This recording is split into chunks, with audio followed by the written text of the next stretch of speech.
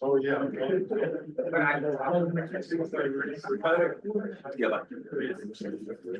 Can I see that?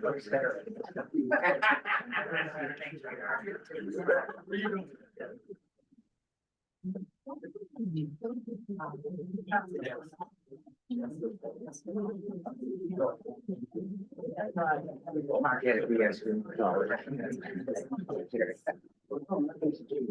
Yes. Remember the chief from GTA. United States. Isn't that where? No, this is the other chief, the one that used to be PTA, and then he went to deputy chief for the county, and now sort of Hawai'i Island.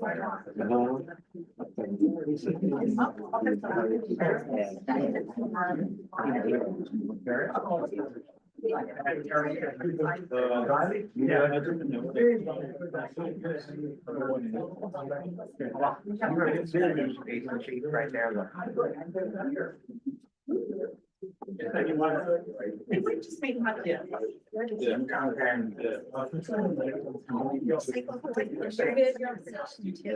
All right, thanks. Yeah, I was retired. Do you miss your daily start?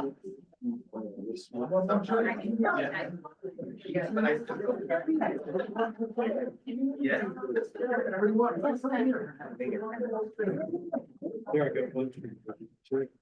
Why? These petticoats. Oh, what's my mom watch you? Oh, if it is a flyer. I you know this.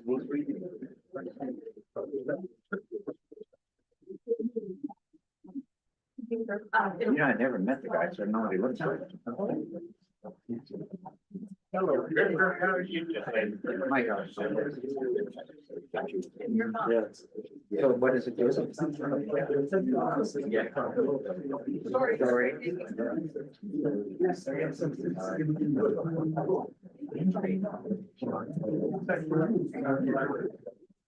Thank you for my top probably. This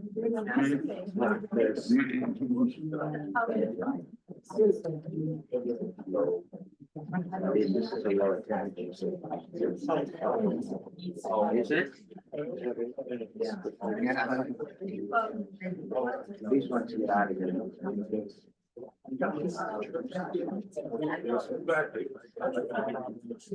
It's Nick Doyle. I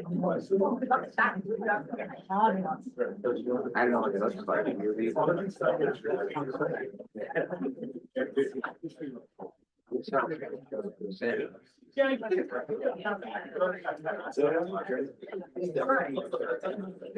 No, they put it in the grass. No, there was only a half wall. They ran out of the grass. Very. I'm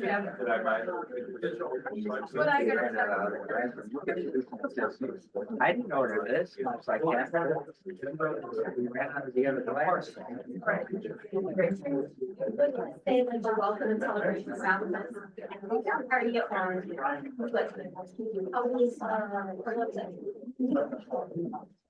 And had a consistency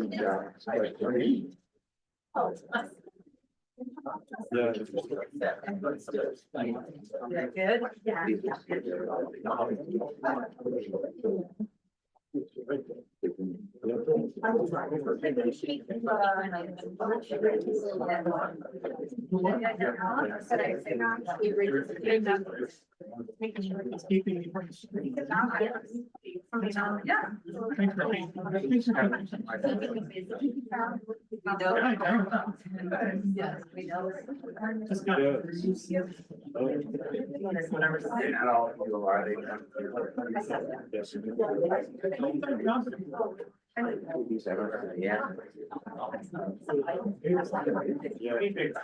These this little camera here. It's off now. That's what camera's off.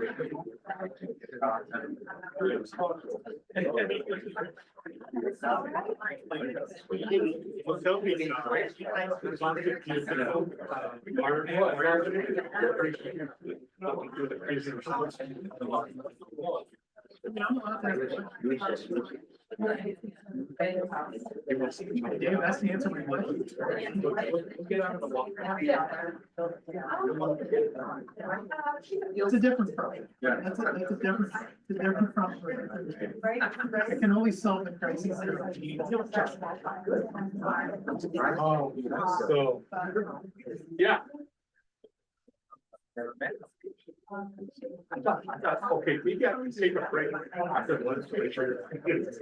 You know,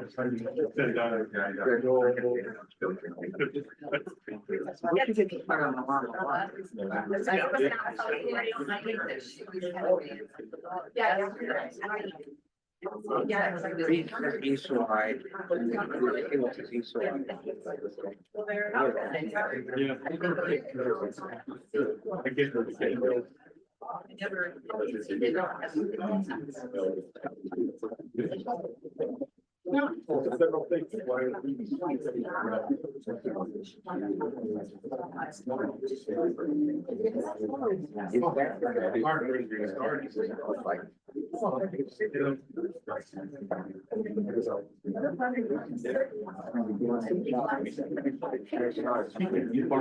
Yeah, Nick Doyle. Nick, how are you? Good, nice to meet you. I saw my partner. Nick. Good to meet you. But you didn't quit from Southern California, didn't show up. You talking right up on my list. Good list, bad list. Bad. It comes in about. But I was telling him that, you know, we don't have to work for that. It's expected. Still waiting on the. Just. Additional water treatment.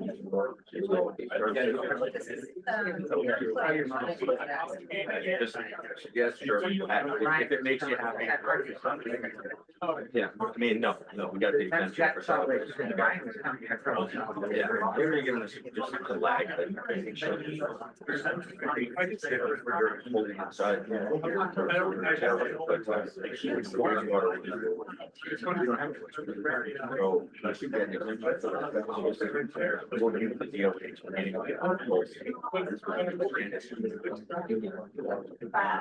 We've already gone above and beyond here.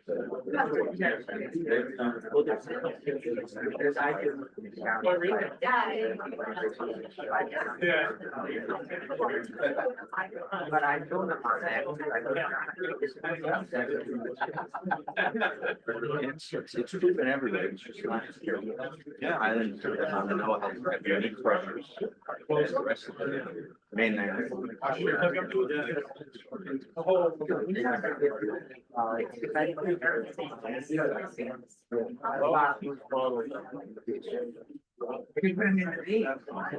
So that's the precursor. Every single water bottle, soda bottle, that container for number one, plastic pipe.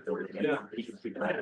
Starts off as that. And what matters is the gram weight and then the viscosity when it's melted. Then it translates into. What they do is they take it, they clamp it, as you can see, this is exactly the same. This doesn't the same. You say, well, fit right on top of here. Yeah, it's just that it is. But they clamp it. Hello, everybody. We'll get started here in a minute or two. Come on in. There's cookies and water over here if anybody needs to grab any or would like to grab any. Help yourself. Do you live in Waimea? Where do you live?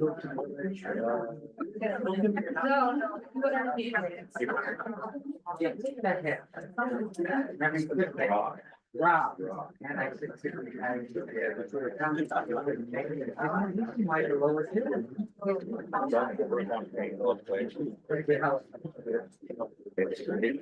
It's in the zigzag spaghetti, you know, it's like. We're out like.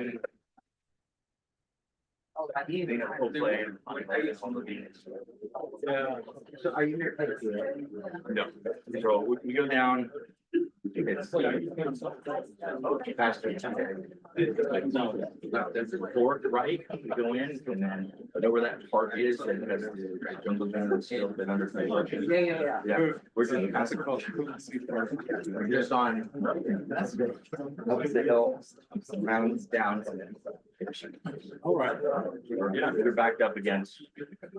Kind of that road that runs behind, like, what is that road? You know, where it expands the whole thing. You don't have to. Yeah, we are backed up right on there. Yeah.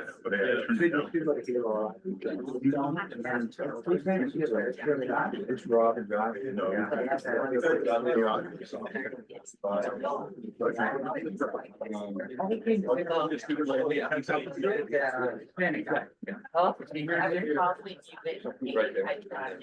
Shorts. Oh,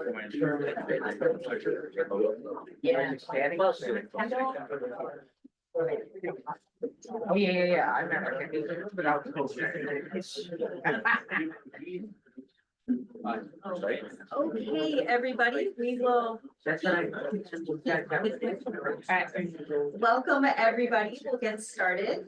So aloha, everyone. Welcome and mahalo for joining us this evening for our monthly town meeting. I'm Mary Beth Lachak, president of the Waimea Community Association. Other WC officers include our vice president, Nancy Carr-Smith, our treasurer, Victor Tom, our secretary, Michaela Bruno, and our directors, Riley Smith, David Greenwell, Patty Cook, Chris Wong, Brian Ushijima, and Lonnie Olson-Chong. We're excited to have tonight's speakers with us, Nick Doyle from Malama One Recycling, and Kale Aina Lee from Waika Consulting. Their presentations will provide information in the early planning stages of their projects, and we're looking forward to learning more. We are live streaming our meeting on our Community Association Facebook page, as well as on our YouTube channel. You can also find it on our website homepage, waimeatown.org. This recording will be made available for later viewing, so if you're not watching us live, thank you for joining us later.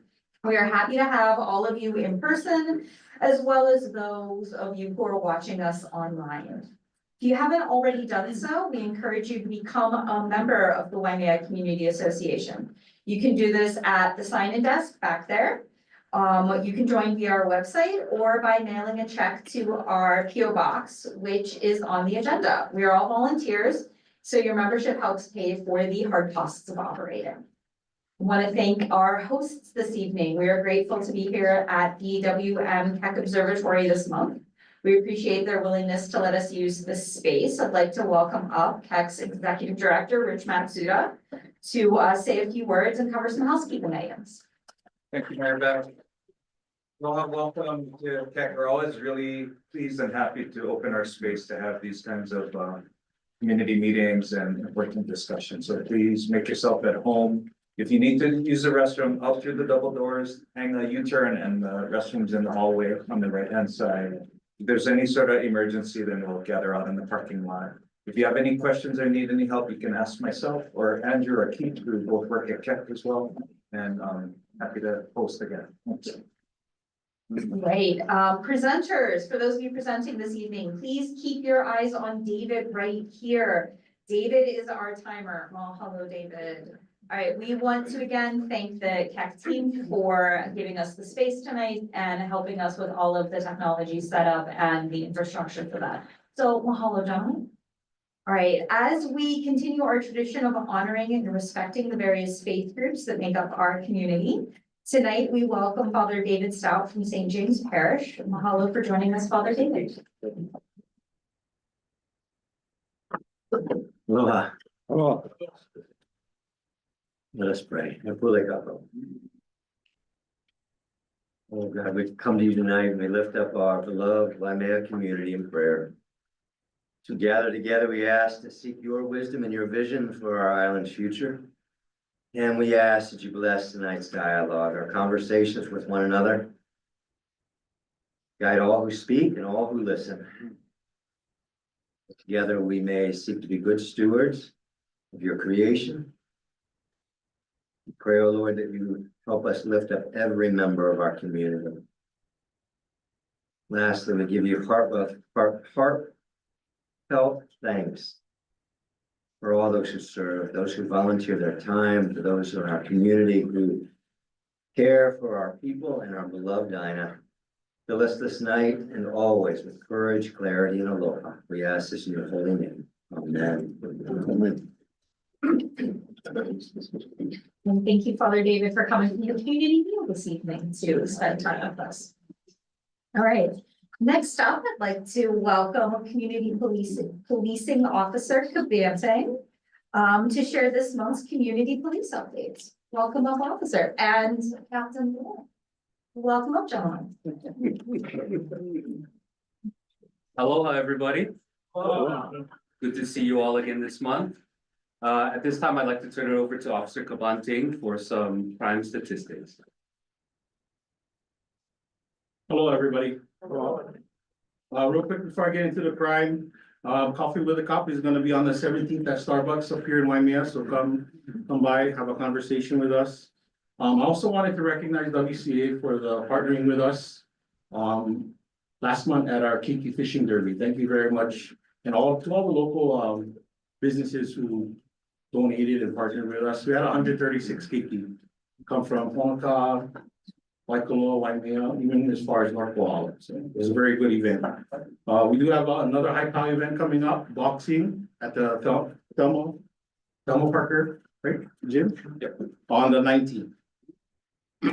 Okay, so let's see, June crime report. We had 5 assaults up here in Waimea, South Kohala District. We did 2 burglaries, 7 criminal property damages. We did have 9 thefts in June.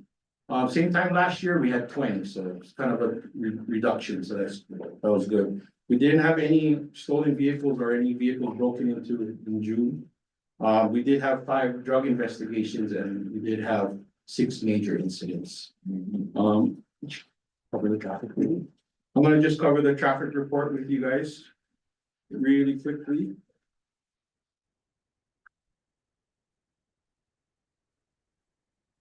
So the ones that for June 2025, South Kohala District, there was 87 speeding citations, 84 moving citations, and still 24 seatbelt citations issued. We did have 24 motorists caught operating a vehicle while still utilizing their cell phone or electronic device. Our officers did do 6 grant funded projects. 3 were speeding, 2 were distracted driving, and 1 DUI project. We did have 11 major traffic collisions in our district in South Kohala in June. With no fatalities, but we did address 40 reckless driver complaints on our roads. But that is all I have. Again, thank you for all the support to the community who donated for the South Kohala Fishing Derby. I know you see some pictures behind us. I have kind of a, probably to others, a silly question. What's the difference between burglary and theft? Good question. Yeah, sure. Yeah. Thanks, Justin. So burglary is when your house is broken into and something is taken from your house. Okay. Theft is like you leave something out and somebody picks it up or Okay. goes into a store and shoplifts. Those were all. So how many burglaries theft. were there? There were 2. 2. Yes. For the month of June. You know, South Kohala is a great district to live and work and visit. Okay, It's a great place. good. Thank you. Thank you, Justin. Yep. I also wanted to mention that for those of us watching, and maybe we may have some Waikoloa residents here, we will be having another Hulu Street evacuation, which utilizes the evacuation route at the end of Hulu Street in Waikoloa Village in cases of emergencies or fires. that evacuation route is under the control of the Civil Defense Agency. And we will be opening it on August 2nd, from 9 to 11. So for those of you who wanna take a cruise through there and see what the road is about and what it looks like, and heaven forbid, what you may need to use someday, that would be your opportunity to do so. And Civil Defense and CERT and some of the Waikoloa fire organizations will be down there, as well as the police department, to guide you through the road. When you get down to the Queen K Highway, you will be able to only make a right turn. Okay, so you turn right, and then I suggest you get to the Puako intersection and turn around if you want to get back to Waikoloa Village.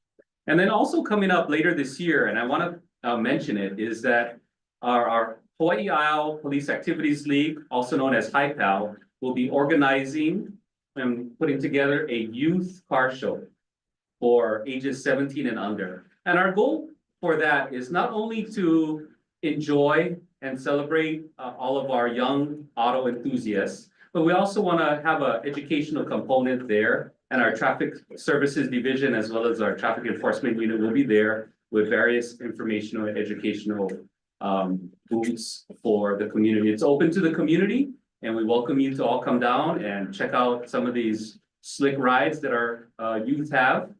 And for more information, you can see us over at the police station or give us a call and we can email you an informational packet. And I'd also like to, for those of you who haven't already met him, this is Lieutenant Aaron Tomota. He's our lieutenant. He's relatively new to the South Kuala District, but he comes to us with a wealth of knowledge and experience in working with the Hawaii Police Department. So with that, we'll wrap it up. I see no signs are up, so we're good. And thank you very much. Thank you, Rob. Thank you, officers. All right, next up, we have some quick community announcements. As always, it's a fairly busy month in Waimea. So up first, we have, go back one, please, to our Narcan distribution. Thank you.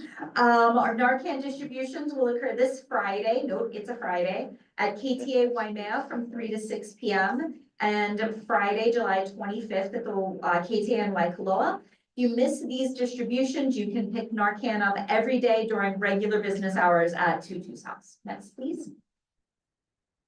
An agricultural real property tax workshop will be held on Saturday, July 19th from 10 a.m. to 12 p.m. at the Waimea Civic Center. You can register at the QR code. Next, please. Right.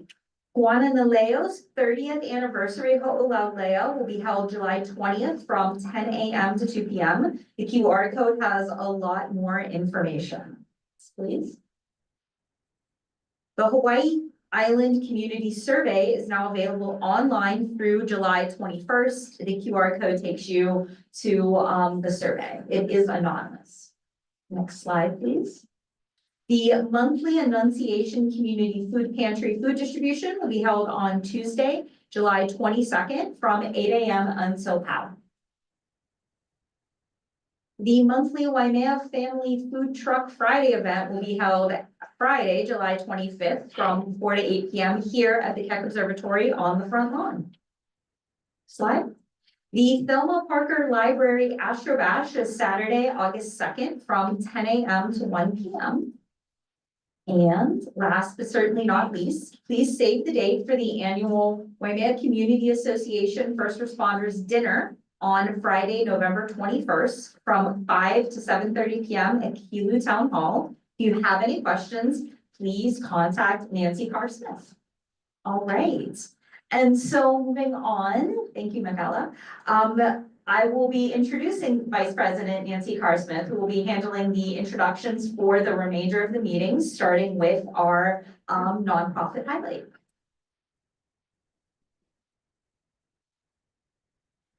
Thanks, Mary Beth. Good evening, everyone. Nice to see you all here. On to our nonprofit for this evening. We felt it was timely to invite the Wildfire Management Organization to be our spotlight nonprofit.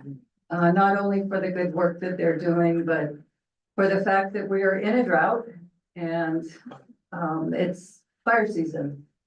So the winds over the last few days certainly made me nervous, and the power outages were very apparent for most of Waimea. So it definitely got my attention. With us tonight is Harriet Parsons, Hawai'i Island Fire-Wise Community Support Specialist.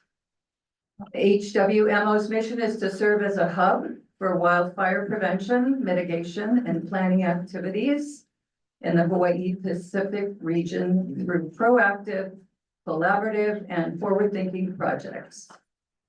Their office is right here in Waimea, and there are a number of communities in Waimea that are actively taking part in reducing their wildfire risk as part of the nationally recognized Firewise program.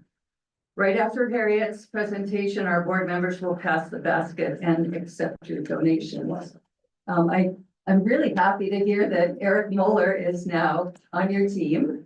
Eric is the former fire chief, deputy, and we're really happy to have him be a part of it too. Thank you, Eric. Please welcome.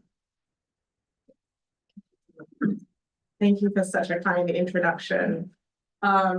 Yeah, so Eric Moore, I just want to give a shout out. He just joined our team. He is our community wildfire mitigation specialist. So thank you for having us. Thank you for allowing me to take some time tonight to speak a little bit. I guess asking next slide, please. So HWMO is a nonprofit with our headquarters here in Waimea, and we've been a trusted voice in the wildfire mitigation space since 2000 when we formed, actually not too far from here, in our area.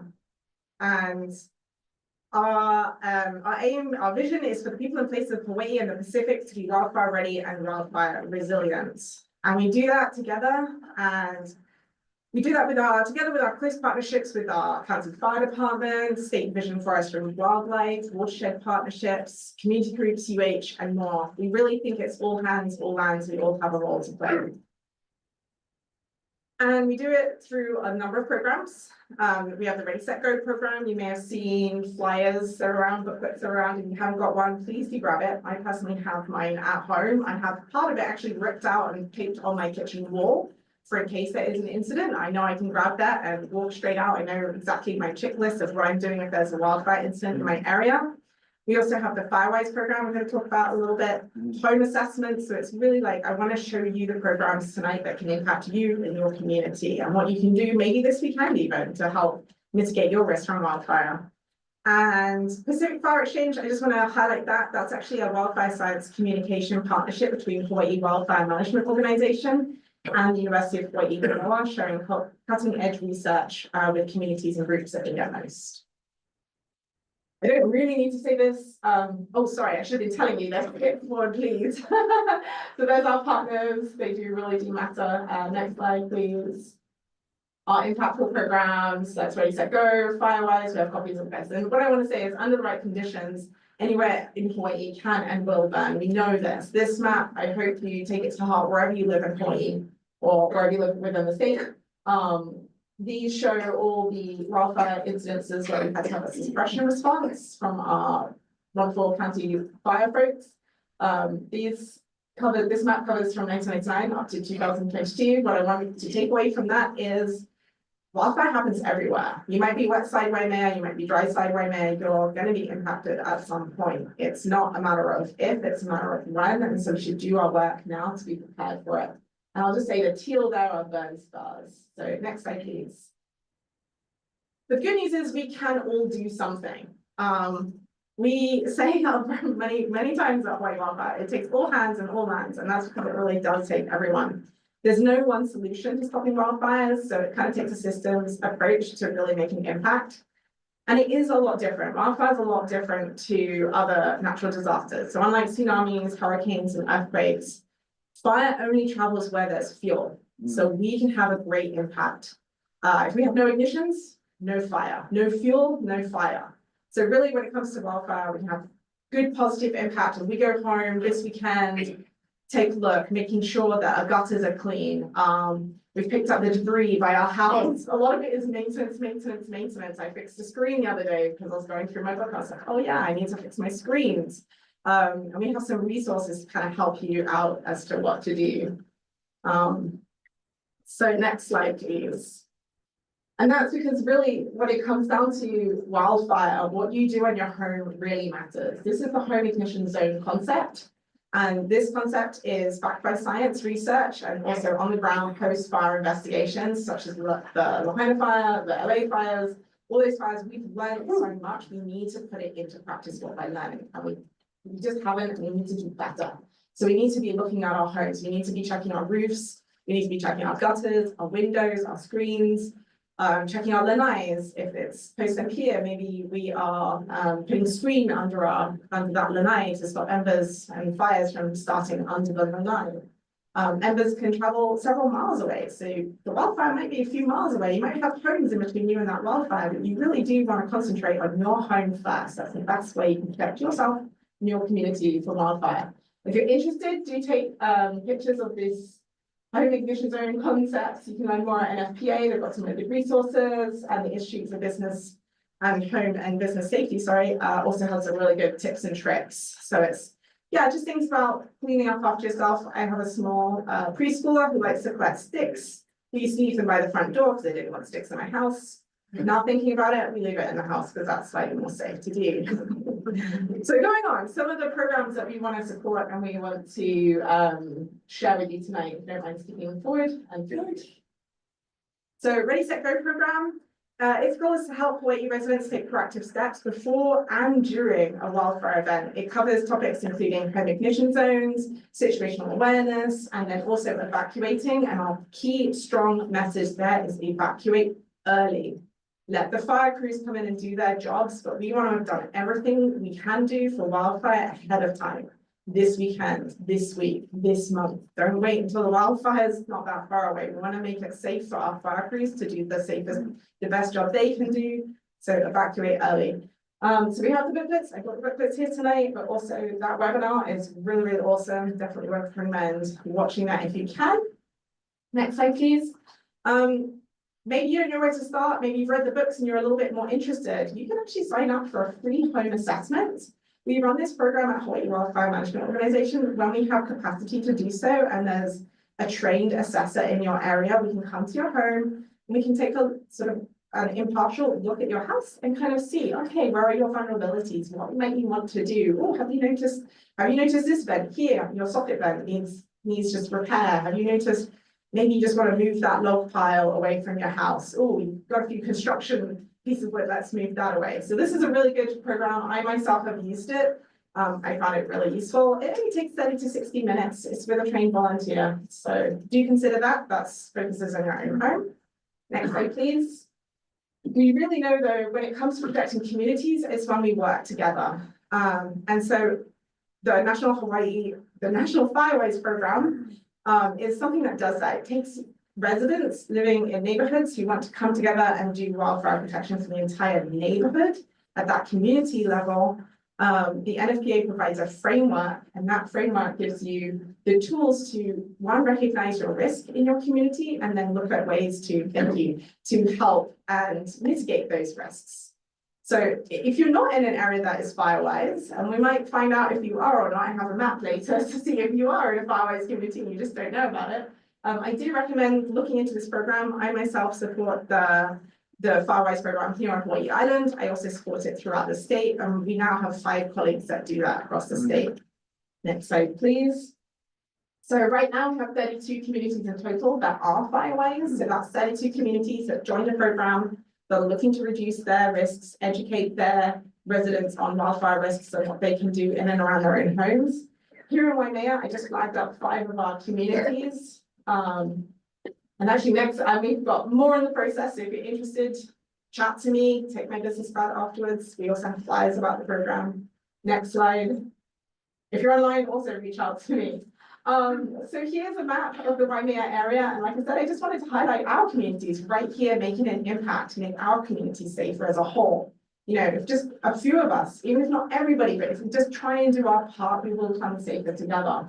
So back in May, we had the Wildfire Mitigation or Preparedness Month, and communities got grant money through Hawai'i Wildfire Management Organization, and that was funded by COCO, Coalitions and Collaborations, and NFPA grant money.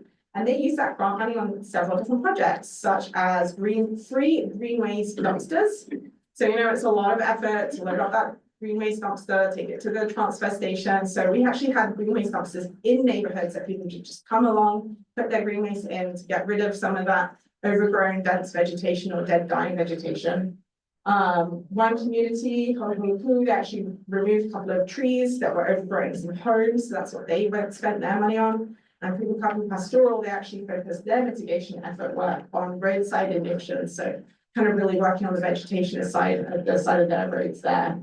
And those are just the community pictures, because it's a lot of fun. I do recommend joining if you're in one of these neighborhoods, Anikona, Kanahawa, Kamala View Estates, Holoholoku, Papa Ranch, and Pupukapu Pastoral. If you're interested and you're part of those, find out more. If your neighborhood isn't on here and you're interested, feel free to reach out and speak to me about it.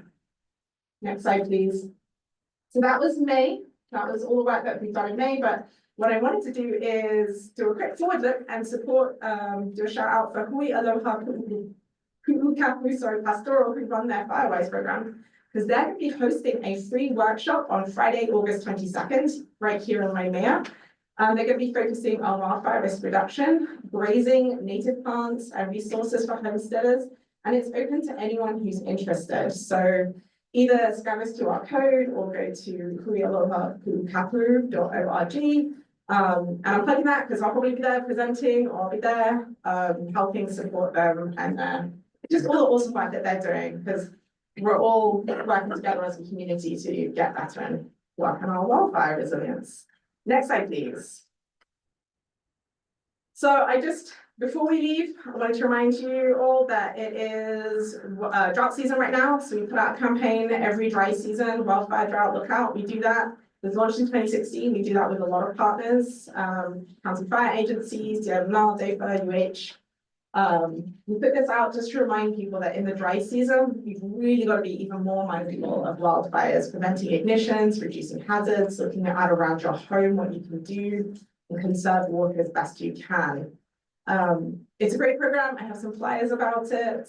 So please be mindful. And I will say, I think I listened to the press release when it went out, and they said this past wet season was the second driest in the past 30 years. So we're really gonna have a struggle this dry season. So please be mindful. Please, it takes all of us working together. Last slide, please. So that was it. Thank you very much for having us. Sorry if I slid through that quite fast. There's a lot of resources. I really want to direct you to hwmo.org. Feel free to take our contact information, admin@hawaiiwildfire.org. That gets you wherever you need to go to within our organization. And just thank you. And it takes everyone. I have a question. Do you work with the state and the county? My concern is driving up the Hamakua coast. Plenty times there's tall, dry grass. They've sprayed with Roundup that's been left standing. And above that is more grass going to seed. And it's just an accident waiting to happen. So I don't know if you're aware of that, but like somebody's motorcycle spark, a cigarette, whatever, to just set that off. Yeah, there's a number of components to that, and absolutely, there have been a number of wildfires very recently, as we know, along that Hamakua stretch. So we do really need to be mindful about ignitions and about posts. I don't know who to contact about that roadside vegetation in that instance if it's county, but do advocate for it. State and county. Okay, I would advocate it for sure, and then I would look at where do you live? Do you have a fireways program, and what's going on in your neighborhood? Because we got to protect everyone, and maybe the wildfire happens one day before it's going to get mowed the next time.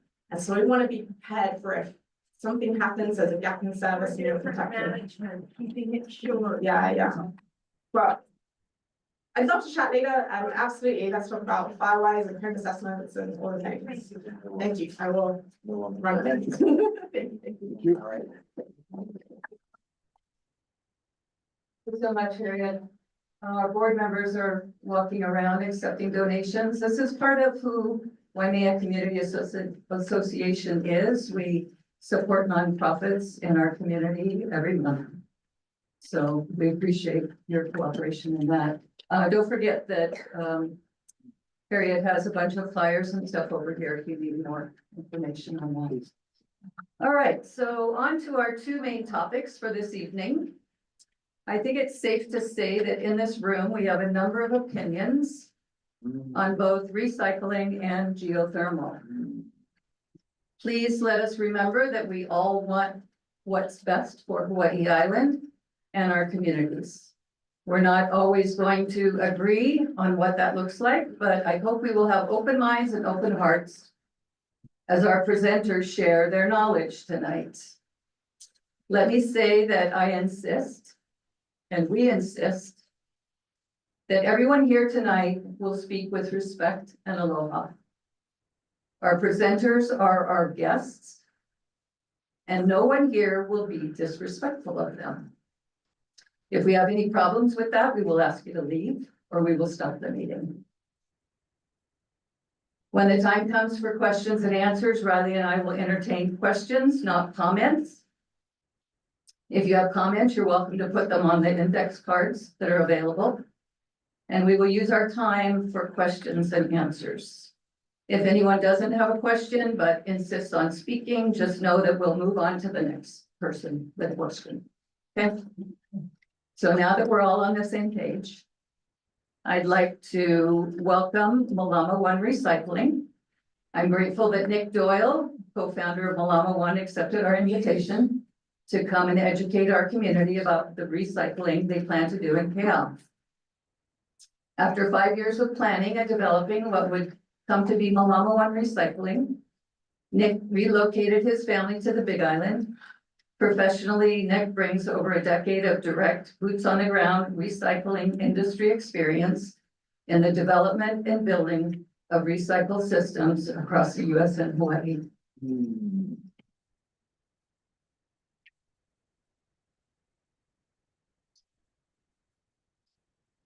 In addition, Nick spent 20 years in the public sector serving his community as an ocean lifeguard for the LA County Fire Department. So he's a waterman. It's no surprise he ended up here. Nick will share the details of Malama's plans and will answer questions as time allows. Please remember that this is informational. This is an opportunity to learn the details of the technology that they're bringing to Hawai'i Island and perhaps put to rest any potential misinformation that's going on. Waimea Water has also generously provided bottled water for us over here. Please help yourself to that. And with that, please help me welcome Nick Doyle.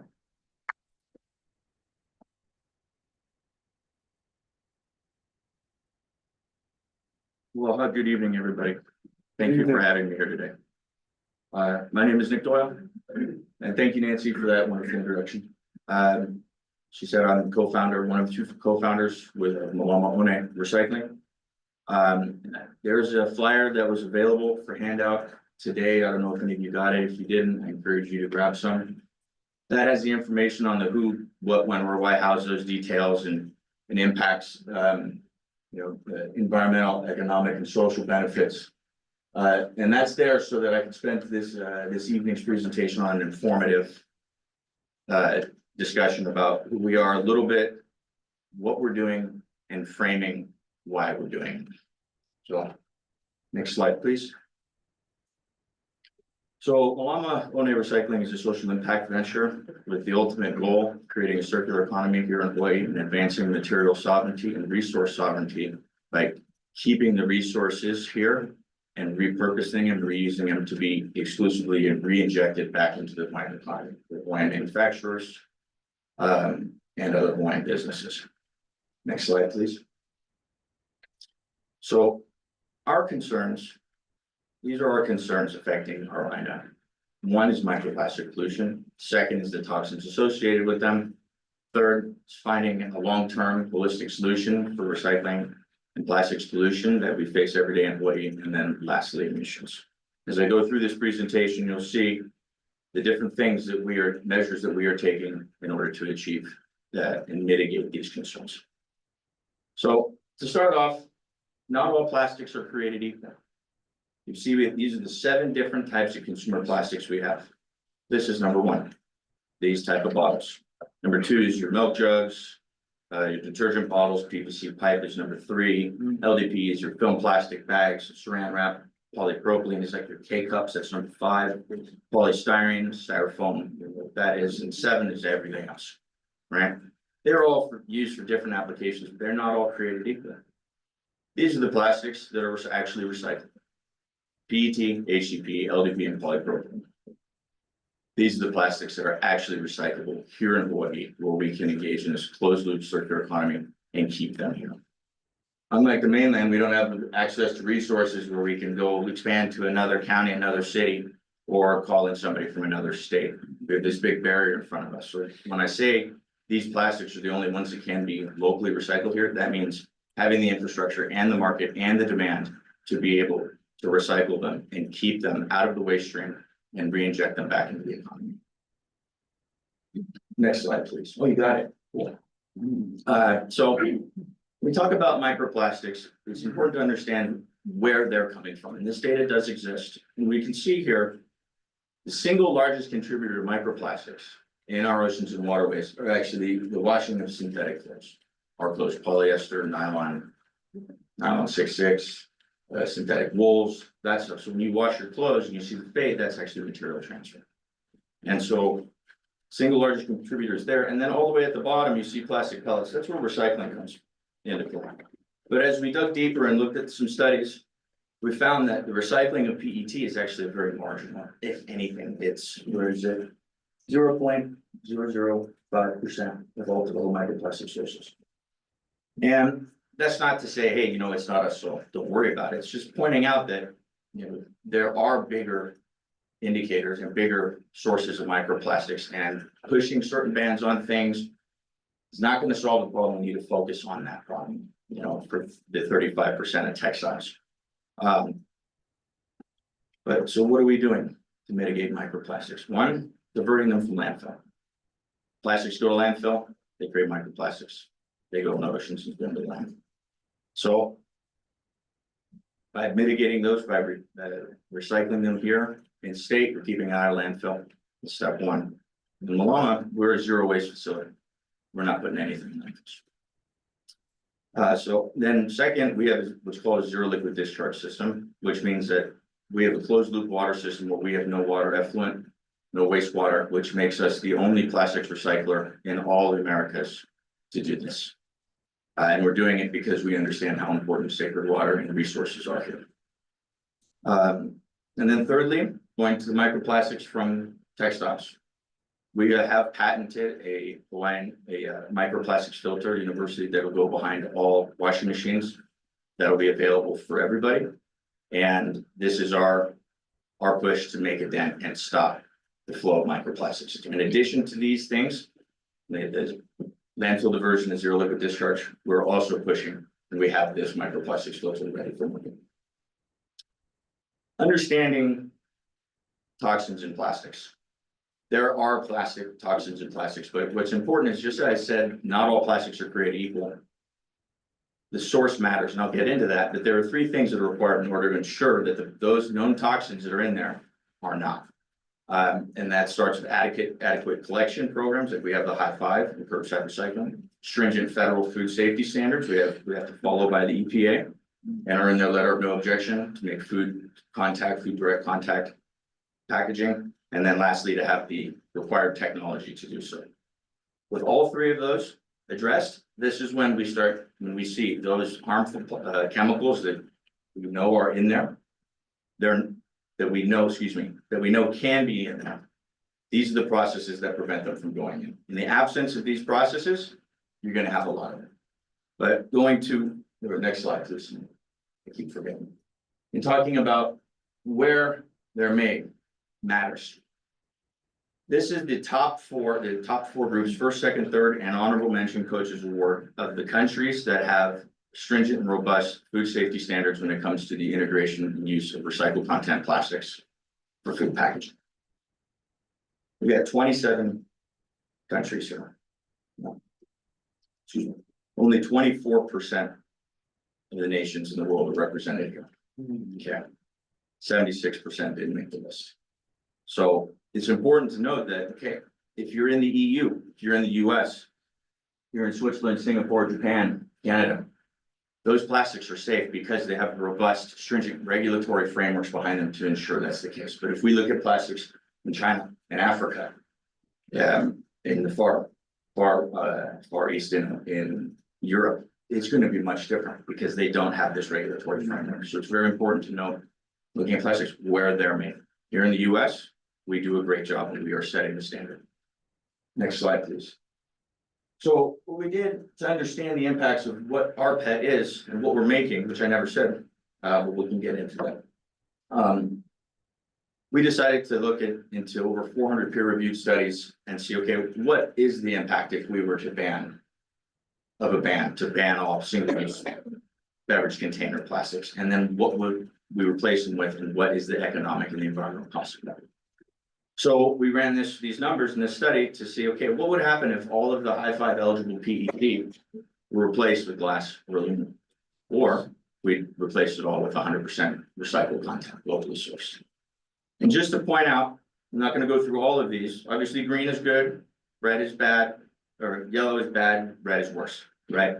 But looking at glass on the energy side, if we were to have a recycling facility for glass here, so we could take glass, bring it in, recycle it, turn it back into cullet-ready glass, kind of like what Gallo Glass or Rocky Mountain Bottling Company are doing, we would require an additional 300,000 homes. So when I say 700,000 homes with less power, that means it requires 700,000 homes, single-family homes worth of energy every year just to keep that glass plant going.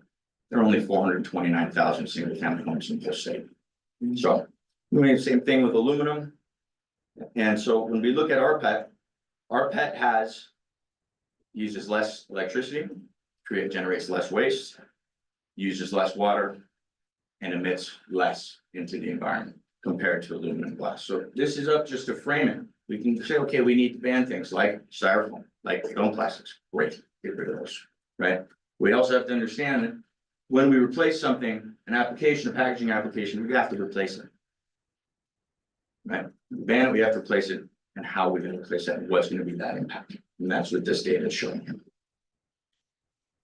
So we understand that not a lot of people know a lot about the recycling industry, right? How much work and effort goes into it, and it's easy to lump us all into one big movement. That's what we are. But it's important to know what we are, who we are, and to do that by understanding what we're not. On the left here, we have a virgin plastics refinery. That's making plastics, primary plastics, straight from oil, the chemical processes, and turning them into virgin plastics. Okay, we're not doing it. You can see the emissions on the virgin plastics refinery, because they're converting it from oil into plastic. There's a lot of industrial process emissions going into that. The next example is a waste energy incinerator, as we have in Oahu. Waste energy incinerator takes the waste, burns it, recovers the ash, that goes in landfill, and then creates energy from the gas that they create. That's incineration, the burning of waste. High emissions, a lot of scrubbers. You can see the emissions profile there. We are not a waste energy incinerator. What we are a bottle-to-bottle recycler. So what that means is we're taking bottles like this, Coke bottle, Menahune, Hawaiian Isles, any soda bottle or water bottle. We're taking these and then recycling them and turning them back into these. And this is called a preform. This is the precursor to every single water bottle. Of course, there are different sizes and different colors, but all water bottles that are consumed on the island, distributed in the islands here, start as this. So every manufacturer is importing in these.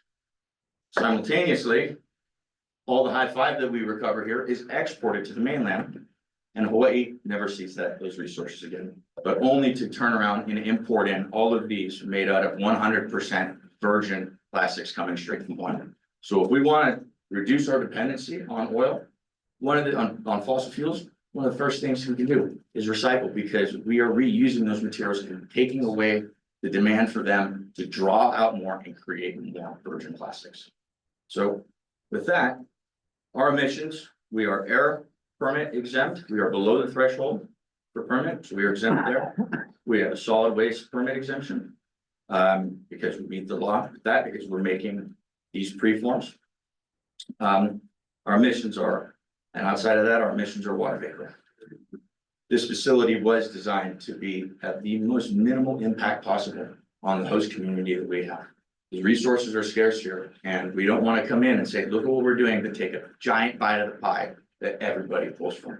If we're going to be a benefit to the community, benefit here, we have to be standalone so that we can only add value and not take. And that's all I have today. I'm open for questions. Any questions you have, I'm happy to answer them. Thank you very much.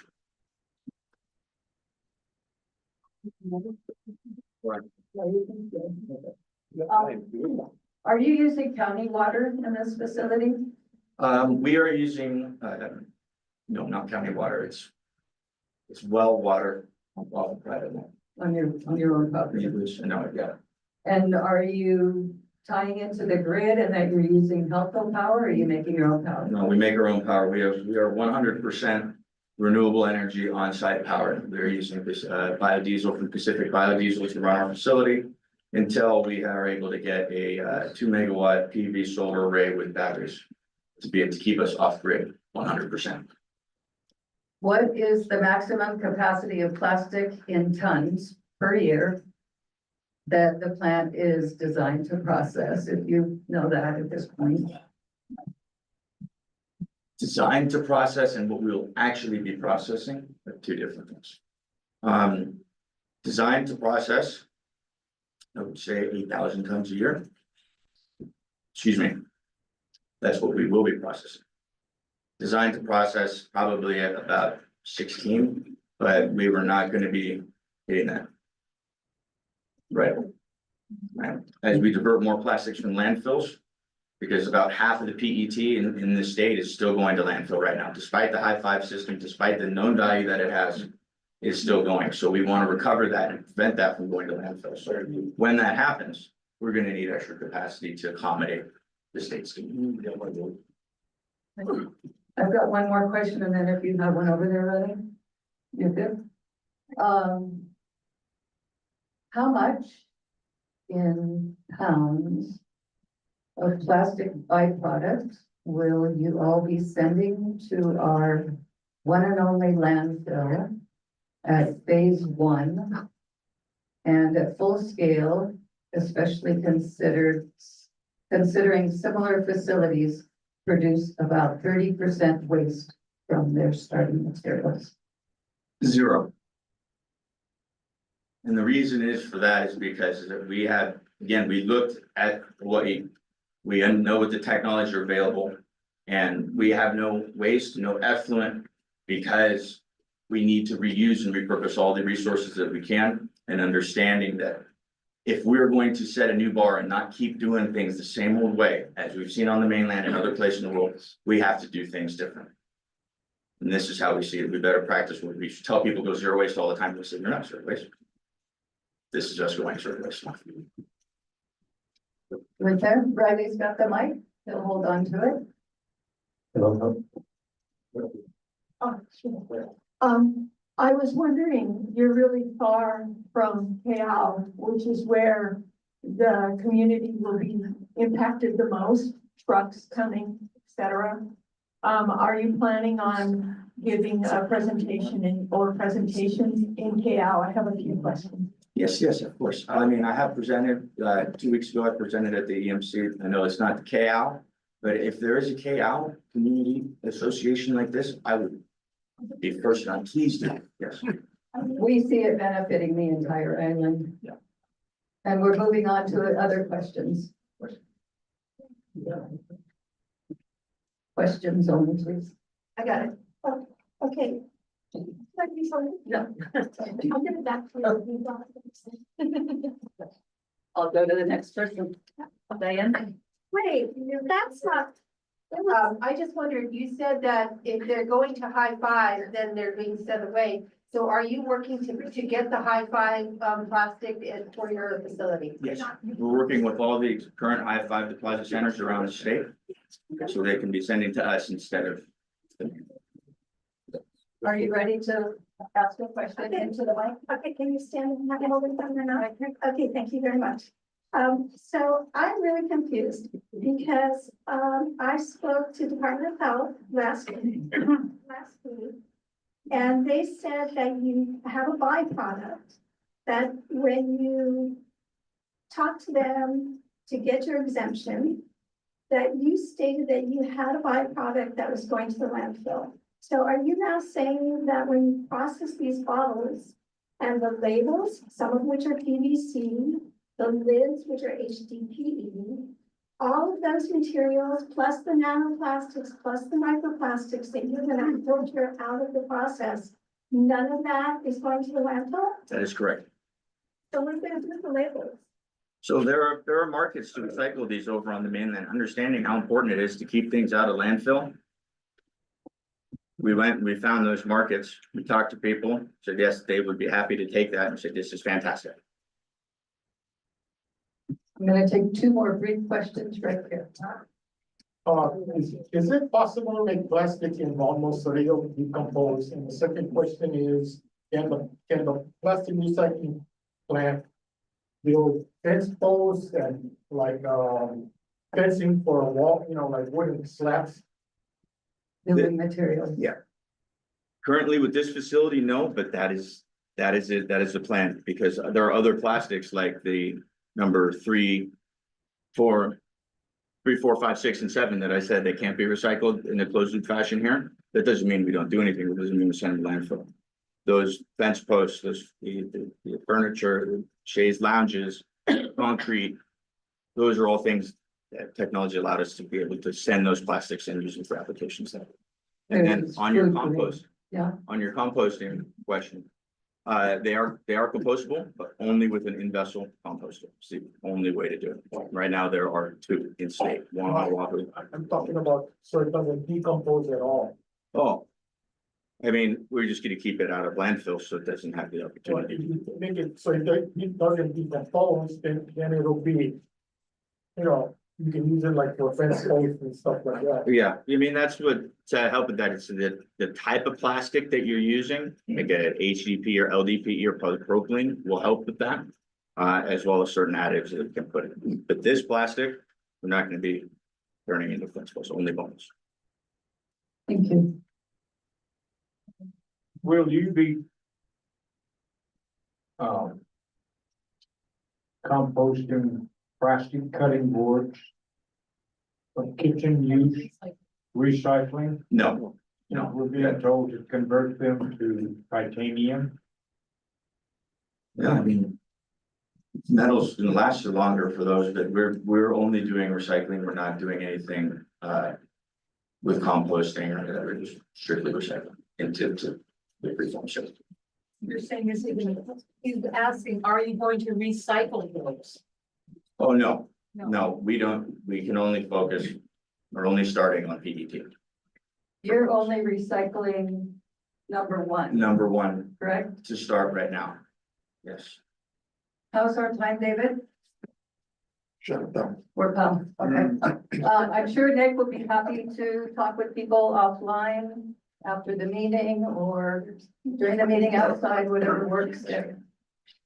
Thank you very much. Thank you. Thank you, Nick. Okay, now I'll turn it over to Riley for the next person. Hello, everyone. Thank you for joining us this evening. It gives me great pleasure to introduce and welcome Brendan Clay-Ina to our meeting. Brendan Clay-Ina Lee to our meeting. He is the Director of Community Engagement for Waika Consulting. Clay-Ina and I have known each other for over 10 years. Aside from attending the same high school on Oahu, definitely at different times, we have spent much time in various social settings. Similar to many of us, he has devoted much of his time to community service. He is the former president of the Kamehameha Schools Alumni Association. He is very active with the Pearl Harbor Hawaiian Civic Club. He was the chairman of the 2016 AHA, which is the Native Hawaiian Constitutional Convention. He's a former Office of Hawaiian Affairs trustee and a member of the Pearl City Neighborhood Board. He is married to his wife, Kimberly. They have 3 children and 1 grandchild. We'll answer questions after, but let's come on.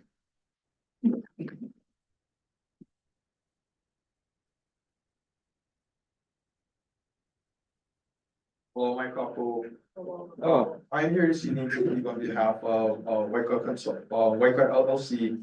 And the benefits and challenges for geothermal in Hawaii. Next slide, please. So a Komomai geothermal on Hawai'i Island has had a challenging and history due to past mistakes. It is a solution for future sustainability if done responsibly and in collaboration with the community. Next slide, please. So available data shows that geothermal is very abundant on Hawai'i Island. Geothermal resources are indigenous to Hawai'i Island, but they need a science-based and commercially focused exploration program to ensure any development is done safely, responsibly, and collaboratively with the community. And the three maps that are shown here are from the current Department of Economic and Business geothermal subzone mapping. The differences for sustainable energy that is currently available in the state. You can see that baseload and firm for 24/7, which means 24 hours a day, 7 days a week. The only two that meet that criteria is geothermal and oil and gas. While solar and wind are great for sustainable energy, they're not available 24/7. I have batteries on my home. I know a lot of houses here in Waimea have batteries on their homes. As we all know, when it's dark and overcast and raining, there's no solar. There's no solar at night. That's why we have batteries to try and carry us through the night to the next day when the sun comes up. Clean and renewable and sustainable. Geothermal is clean, renewable, and sustainable. Obviously, oil and gas is not. Solar and wind is. Indigenous and resilient, which means it's locally available. Geothermal is locally available on this island, and so is solar and wind. Oil obviously is not. We have to ship that in. Commercially proven. Geothermal has been commercially proven to be viable. Oil and gas obviously is very commercially viable because that's what we use now. And so is solar and wind. And a long-term cost-effective, efficient fuel source. Geothermal plants without any upgrades run anywhere from 30 to 50 years. With upgrades, they can last much longer. The very first plant built in Aotearoa was built in 1958, and it still operates to this day. Oil and gas obviously is not cost efficient, but solar and wind are. Next slide, please. So Waika has been contracted by DBED and University of Hawaii to come up with a plan for a commercially viable outcome for geothermal on Hawai'i Island.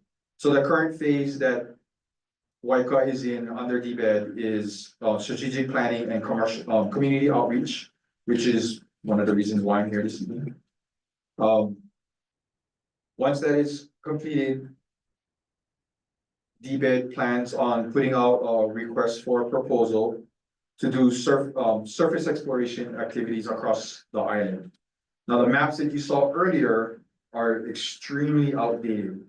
The technology available today to search for geothermal just on the surface looking down without putting any holes in the ground have come light years from when DBED first did those maps many, many years ago. Part of the plan that Waika has come up with as a proposal for the state is instead of asking for all of the funds and everything to be done under one RFP, from surface exploration to putting borehole drills in the ground to actually look what's down there, to building a plan and having it running, they advised the state that the best thing to do is do it in phases. So you allocate less money, but you also can make decisions. So that first RFP will be for surface exploration only. Once that surface exploration is finished and the studies have been done, it will be science that will drive whether or not the state continues beyond that, which means that will be a go, no-go decision. We know that there's geothermal here. There's a plant currently operating that's owned by Ormat out of Israel in Puna. that doesn't necessarily mean that it's commercially viable to have other plants or to move forward anything beyond that. So that would be a decision for the state to make at that point, based on the surface exploration. Is it viable to move forward? If it is, then the next RFP would go out to put holes in the ground, right? Slim borehole, sorry, I get holes in the ground to drill down to see what actually is there. How much water, how deep is it, how hot is it, how large are the reservoirs, is it really viable? Yes, we saw it through the surface, but now that we're digging down there, is it really worth continuing on and building plants? That would be the second go, no-go decision. If it is viable after that point, another RFP would go out to then decide where and if plants are actually gonna be built. All of this is set out over the next 5 to 8 years. And that's if it's a goal past those 2 points. And then a completed plant from where we stand today would be a minimum of 10 years from now. Next slide, please. Potential benefits of geothermal: it's a lower cost method to produce energy, so it should encourage utility to pass on savings to customers. Economic growth opportunities for local community, focusing on small businesses, agriculture, aquaculture, and manufacturing. Energy security and potential independent utility transmission, so reducing our dependence on imported fossil fuels increases resiliency for the local communities. Job creation and education, while expanding geothermal will create jobs in engineering, construction, maintenance. And our workforce training programs and scholarships will be provided for new educational opportunities. Now, how can we say that those things are going to be provided by the company, whoever gets the RFP?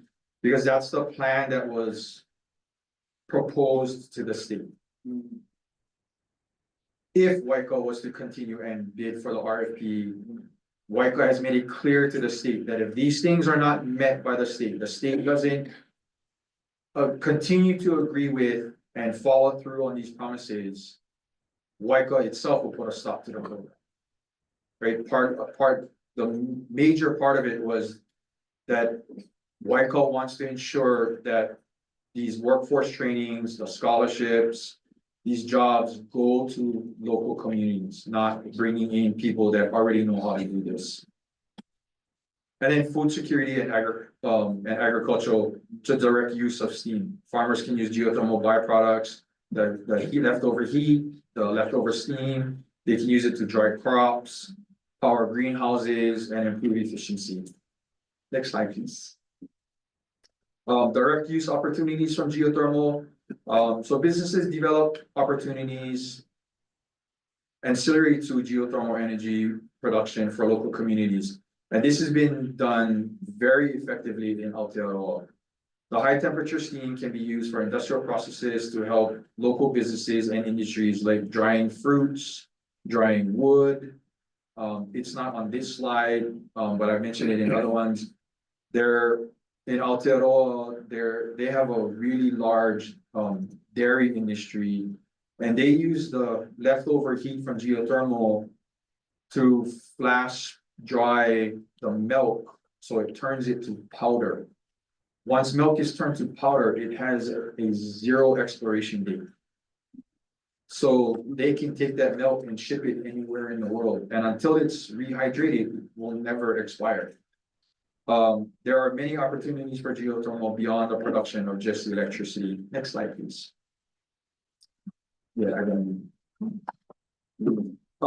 why we need to get off of oil. Hawaii faces a growing crisis of affordability and sustainability. Developing geothermal energy is essential because Hawaii has the highest electricity uses in the US, and we pay an exorbitant energy cost impact that impacts all of the people in Hawaii because they are being priced out of paradise. Millions of dollars are spent by the county of Hawaii annually to pay for the county's electrical needs. Next slide, please. So past industry concerns. Right, the community's past experience with PGV has been complicated and private from the very beginning. WICA is mindful of of the community's concerns and will work to proactively address and mitigate any potential issues to health and safety. I'm sure I'm gonna get questions on this, so I'll talk about it then so I can get to the presentation. Next slide, please. Challenges and mitigation options. So community distrust with geothermal. So WICA's plan is to obviously engage early, communicate transparently, and respect for culture using a new development model. Health and safety allows science and industry best practices to guide decision-making with rigorous safety protocols and reporting transparency. Environmental impact, conduct thorough and transparent studies, i.e. EISs, with proactive plans and natural disasters and impacts, and regulatory scrutiny, ensure full compliance with all permits and regulations, and plan for adaptive management for all development activities. Next slide, please. This slide just shows that we already have naturally occurring toxic gas emissions wherever we have volcanic activities. If you look at the fields that are shown here, these are all in the Puna district on Hawai'i Island. The emissions that come out daily from these vents are significantly more than what come out from a geothermal plant with modern technology. Next slide, please. So moving towards economic sovereignty and sustainability, this effort is about more than just energy. It's about empowering and self-sufficiency for Native Hawaiians and all of the residents of Hawaii. By taking control of our energy, we can build a stronger, self-sufficient economy, reduce reliance on external corporations and government subsidies, and strengthen cultural connections by reintegrating Native Hawaiian culture values into resource management. Next slide, please.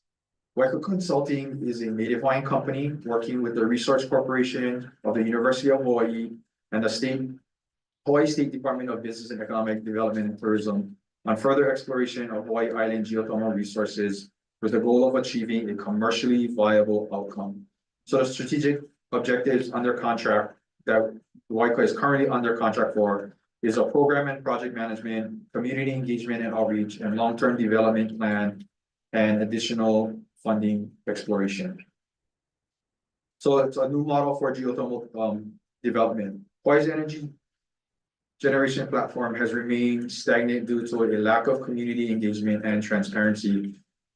To do so, we would like to incorporate the native-to-native community collaborative model based on the United Nations Declaration of the Rights of Indigenous Peoples, both of which were co-authored by Native Hawaiian advocate Mililani Trask, who is also a principal for WICA LLC. Their approach is different. Profits stay in Hawaii because it's a Native Hawaiian owned and operated company benefiting the local communities rather than an external corporation. Community needs to come first, not corporate interests. Native Hawaiian leadership is prioritized in energy management and decision-making, and education and job training programs ensure long-term economic sustainability for the local community members. Next slide, please. So the native-to-native community collaborative model has 4 pillars, which are community, culturally appropriate, environmentally sustainable, socially responsible, and economically sustainable. And this model has been implemented by WICA's parent company, IDG, in Aotearoa for 2 geothermal plants that were developed and are currently operating and running and are Maori owned based on the native-to-native model. So focus on proactive community outreach and elevate dialogue, strategic priorities to build trust with collaborative partnerships, community collaborative business model, true community reinvestment from project proceeds, educate and raise awareness for geothermal, and a direct incorporation of Hawaiian culture, knowledges, and values to empower and support Native Hawaiian participation in decision-making. The native-to-native, well, next slide, please. Native-to-native model development examples in Aotearoa. So these are the 2 projects that IDG helped bring to fruition in Aotearoa, the Taheke Geothermal Project and Te Ahi o Maui. Both were under the guidance of Gavin Murphy, who is the world's leading geothermal advisor. He is out of Aotearoa. And he is under contract with Waika. And the only reason why he was willing to come under contract with Waika is because Waika committed, well, one, because they have a track record of doing the native to native model. And they also committed to doing the native to native model here in Hawaii to ensure that it was the local communities and not an outside corporation that saw the profits. Next slide, please. Waika also has global partners. So Dr. Sadiq Zaru, who is the geothermal engineering and reservoir modeling. He's the co-director of Geothermal Institute and the geothermics editor-in-chief from the University of Auckland. And Dr. Bridget Lin, who is geoscience, so geology. She's also out of the University of Auckland. Two other partners are Premier Geo XL, commercial geothermal consultant, and JRG Energy, their commercial geothermal consulting and full site services for commercial geothermal. Next slide, please. So we have to make up for lost time in regard to energy security for Hawaii. So there's no time to waste. So we hope that you'll come along for this historic effort. For more information, please go to p4phawaii.com. P4P stands for Power for the People. Play on words, right? Power, geothermal, and power as in empowering the people, because it's important that the community is involved. And last slide. Mahalo.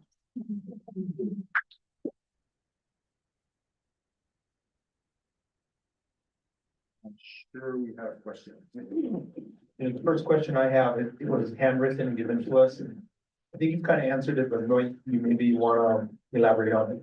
What is the relationship between Innovations Development Group and Waika Consulting, and what Maui group are you working with in New Zealand?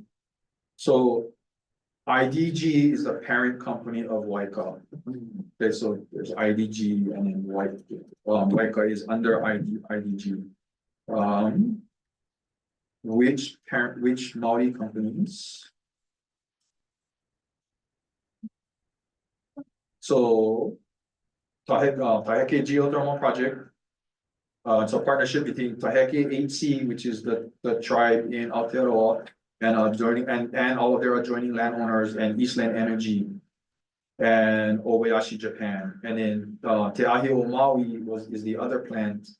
And they are also with they're partnered with the AAP Ahu Whenua Trust and Eastland Energy, and also Obayashi, Japan. And Kaleana, are those both operating? Up and operating. Thank you. So to be clear, 100% of the profits from these two plants go to these two tribes. Okay, profits, that's important, right? People, oh, so they get all the money. Well, it costs money to run a plant. So the profits above operation goes to these two tribes. And IDG helped negotiate that for them based on the UN rights of indigenous peoples. Doesn't our state require that OHA receives a certain percentage of Good. profits? Good question. So PGV currently pays what they are legally mandated to pay by the state constitution. So 50% of the trust proceeds goes to the state of Hawaii, 30% goes to the county of Hawaii, because the county bears the burden of the plant, and 20% goes to the Office of Hawaiian Affairs. Now, it doesn't go directly to the Office of Hawaiian Affairs, it goes to DLNR, and DLNR every year has to give a report to the state legislature of all of the ceded land profits that they pay to OHA.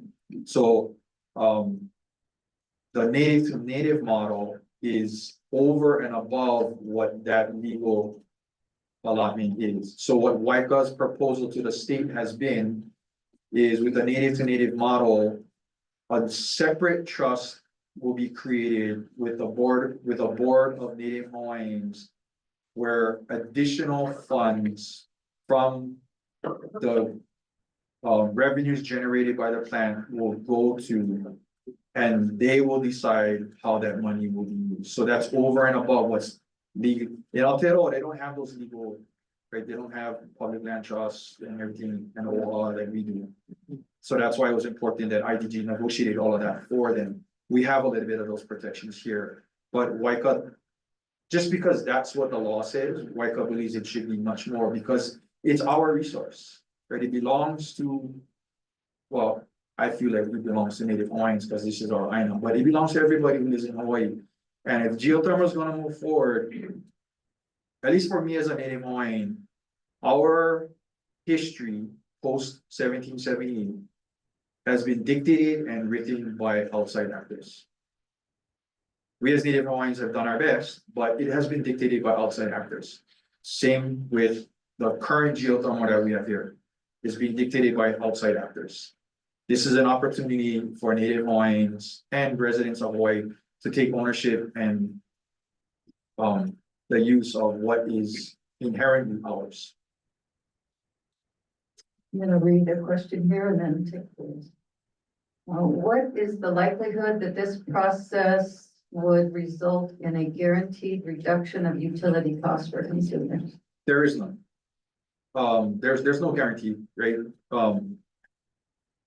That's up to the PUC, right? People go, well, Hawaiian Electric, it's up to Hawaiian Electric. Actually, it's not up to Hawaiian Electric, right? It's up to the Public Utility Commission. Hawaiian Electric has to go to them to ask permission to raise their rates.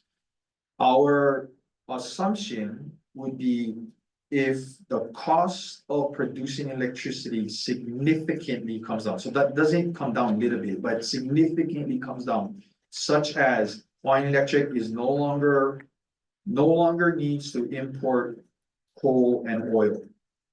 That's a significant reduction in cost. We find it hard to believe that the PUC would tell Hawaiian Electric, you can keep charging what you're charging, even though you are now exponentially cheaper to produce energy because you're not importing anything. So to answer the question, there is no way to guarantee that, but we would hope that the PUC would tell Hawaiian Electric, well, it's costing you significantly less to produce energy. You gotta lower your rates. Thank you. Aloha. Hello. I have lots of questions that aren't going to be answered tonight, I know. But I'm just gonna go through what my questions would be really quickly and just land on the one that I would ask you to answer. My questions are regarding the use of our culture and especially our hula lineage to promote this venture. I'm asking questions about the process of drilling and the impacts on the Aina, the people. I'm asking about what clean means, how it differs from puna. But what I'm gonna land on tonight is where the present exploratory surface drilling sites would be, because you have to have projected that already. And also if it went all the way to a power plant, because I'm certain there must be an end game in the sale plan, where would a power plant be projected for on this island? So to answer your last question that you landed on, we are nowhere near any surface borehole drilling. So surface exploration means surface. That means not even 6 inches into the ground. That has not begun. So that's nowhere. Okay, the reason. Well, hang on, let me answer the rest of it. I have a reason to ask Okay. that question. And then, no, that we have no idea where we would plan on putting a plan. WICA's intention is to let the science dictate where and if we're gonna go. If you remember from the presentation, there's 2 no-go spots. If after doing a surface exploration, it's decided that, well, I mean, we already know there's geothermal here, like I said, right? The PGV is operating. But that doesn't necessarily mean that for the goals of DBED, that another plant would be commercially viable. Could you build another plant to have geothermal tomorrow? Yeah, you could. But WICA's intention with DBED is to have it be commercially viable. The two are not the same. So if after doing a surface if we get the funding from the state and they move forward, or whoever gets it, moves forward with surface exploration, it may come back and say, yes, there's lots of geothermal, but it's not commercially viable, right? Our geothermal here in Hawaii is very different than the geothermal in Aotearoa. In Aotearoa, you can literally go 6 inches down and you got geothermal. Right here, you have to go, we already know you have to go a lot further down because PGVs have to go a lot further down. So there is no plan, there is no outlook as far as we're planning on siting a plant here or there or that. We're nowhere near that, nowhere near. Okay, I'm asking because the rumors, there's always rumors Sure. everywhere. And Pumu'ula, Waihai, and Ka'u have already been rumored. So I am just saying it out loud because that would be concerning. So I understand that you're saying there's no discussion of where anything would go. Not from us. So I'm just letting you know that, you know. Oh, we've heard, yeah, we've heard all of those, yeah. Yeah. But there are other, I mean, I see some people, some familiar faces from the other night when I presented in front of the county council in Hilo. Yes, and I watched that as well. So, DHHL has done their own study, well, they didn't do it, they actually contracted WICA to do it for them, Yes. but they did their own surface study already for DHHL lands, right? And they have a plan, I mean, I don't know it, I don't work for DHHL, but they have their own plan, they've lobbied the legislature for their own money to. But that was through WICA as well. Yeah. No, Oh, I No. thought you just said that. WICA was contracted to do their surface exploration for them, that's all WICA did, was the surface exploration. Gave them the science Yeah. and that's it, WICA's up, Okay, that's all, thank you. yeah. We'll move on to Next someone question. else. Yeah, hi. I think the difference, before I do have a question, but is the Treaty of Waitangi, the 1840 treaty that gave the Maoris, they used the term Tonga. And Tonga to them, they were able to prove meant all their resources. So that's very different from what we're dealing with in Hawaii. But my question is, isn't it true that the Eastland group walked away from IDG and from OHA and did no geothermal partnership and lost $2 million and said that they were scammed? And this is the parent company of WICA, started by the same person. Isn't that true? Yes and no. So I know a little bit about that because as Riley kindly mentioned that I'm a former OHA trustee, so this actually happened before I became a trustee, but I know about it because I was a trustee. There was a plan, a proposal for a geothermal project in Waiokele. And it was Hawai'i Electric put out a RFP for that plan, for which IDG answered and was awarded the RFP. IDG brought in Eastland because that's who they worked with in Aotearoa for those other two plants. And then when IDG went in front of OHA, because it's OHA's land, right, Waiokele Puna is held in trust by Office of Hawaiian Affairs. Hawaiian Electric came and testified and said, we're not doing anything for geothermal. And so that was the end of that. That's really not how it went down. Well, Yeah, yeah. that's the answer that I have based on the knowledge that I have when I was a trustee. So- Is there anybody else who has a question here? Okay, you've already asked. Oh, we have one more. We're gonna shut this down in 7 minutes.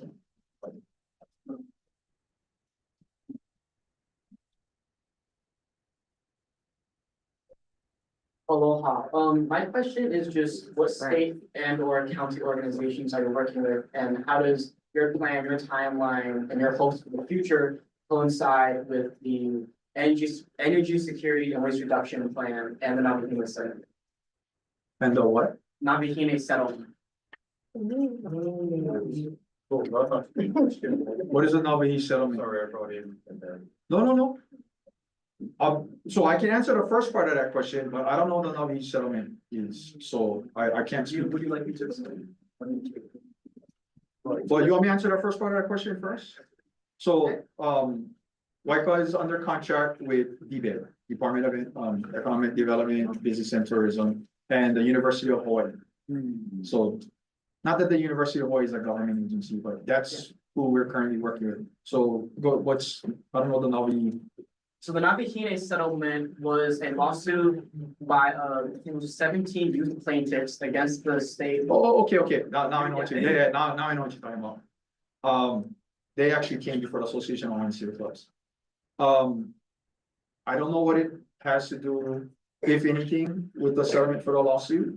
But, I do know that the state government is in favor of geothermal because it addresses that plan of getting, the state of Hawaii off of fossil fuels. Does that answer your question? Yeah. Yeah, UH as the geothermal department, they're world renowned. Why not use them? You heard me say that we're partnering with UH, right?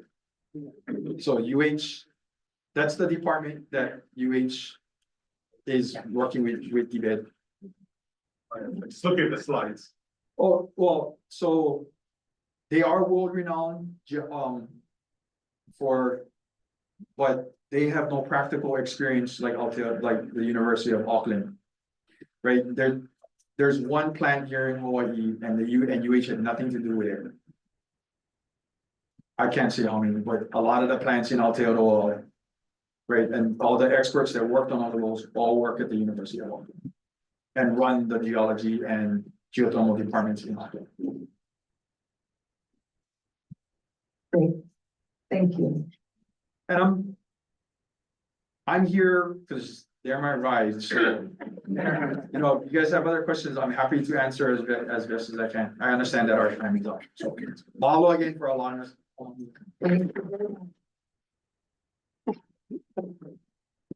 Appreciate everybody being here tonight and all your support. Our next meeting is Thursday, August 7th. At 5:30, we'll be at the Parker School Theater. We're gonna try having a meeting there and see how that works.